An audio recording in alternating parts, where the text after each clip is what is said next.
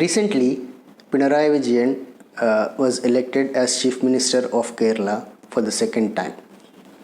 His party, CPIM, and the coalition it leads, LDF, were voted back with an even bigger majority in the state assembly than the previous term.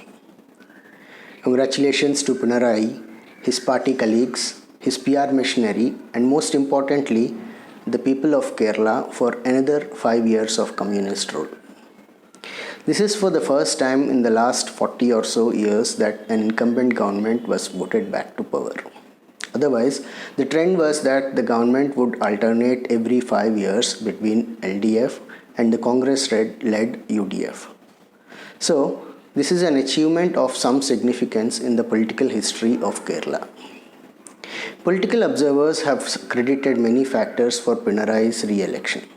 Primarily, the timely and efficient dispersal of welfare pensions and ration kits during a period when the state has been constantly suffered natural disasters, a Nipah epidemic scare, and the current pandemic, COVID pandemic. My assessment, however, is slightly different. While the contribution of things like pensions and ration kits in this victory can definitely not be ruled out, I think there are other factors that played a more significant role in this result.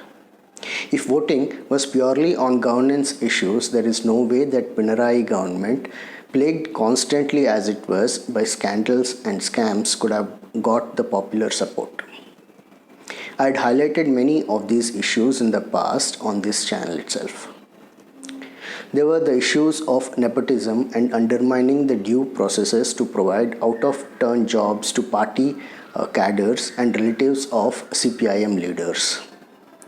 There were several instances of police excesses, lockup deaths, and allegations of fake encounters during the last 5 years in Kerala. The Higher Education Minister was accused of manipulating the examination results in universities to favor his favorites. The topmost leader in the state CPIM, the General Secretary, had to resign following his two sons becoming accused in a drug smuggling case and having an extramarital relationship respectively. Close associates of the Chief Minister himself were arrested in the infamous gold smuggling scandal, and the Kerala government brazenly destroyed evidence related to that case through a mysterious fire in the secretariat in the office that had the relevant files, and an extremely accurate lightning strike that destroyed the relevant CCTV footage. The less we speak about the state's economy, the better. In the last 5 years alone, the Kerala government's debt burden has doubled what it was during the previous 60 years put together. Then there is the big mishandling of the COVID pandemic. Notwithstanding all the publicity and praise that the previous health minister KK Shailaja received in the mainstream media, what cannot be denied by anyone is that the first COVID wave itself never ended in Kerala. Right from the beginning, Kerala, along with Maharashtra, has been one of the epicenters of the pandemic in India. Despite all these, if a government is re-elected, that too with a bigger majority than it had before, that election result definitely cannot be due to pensions or kits or any other governance issues. I believe what helped Pinarayi overcome all the scams and scandals and anti-incumbency is a two-pronged strategy. A PR overdrive like never seen before in history of Kerala, and a blatant and shameless pandering to radical Islamist elements in the state. Anyway, for whatever reason, easy money or free rations or PR or radical Islamists, the Kerala people have given power to Pinarayi for another 5 years.